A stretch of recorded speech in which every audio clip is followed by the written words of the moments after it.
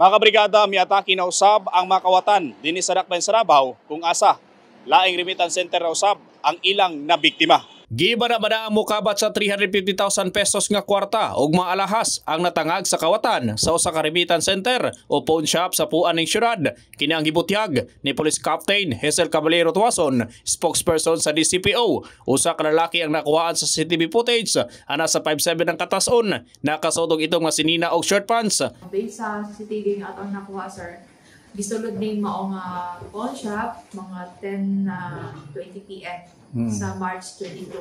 So almost 24 hours na before na report sa police station. Doon na ani siya i-answer guard nga pawn shop pero wala siya iwadya during night time. Dugang sa opisyal nga lakip nga ginaimbestigahan sa kapulisan ang posibleng inside job sanglit kabisado sa lugar ang suspect. Bawaan na to nga kaning linya sa CCTV ikatong sa alarm is iputol sa mao nga suspect.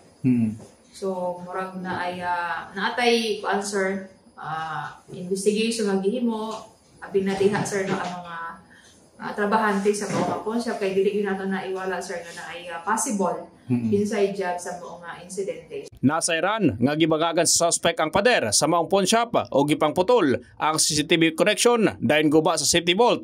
Hinungdan nga nalimas ang dakong kantidad sa kwarta ug mga alahas. Sa karon, nagpaday ng follow-up investigation sa kapulisan alang sa posibleng pagkasikop sa suspect ug nanawagan sa mga adunay impormasyon nga mamahimong makigalayon sa kapulisan. In the heart of changing lives, ako si Brigada Gibmaing sa 93.1 Brigada News FM Davao, The Music News Authority.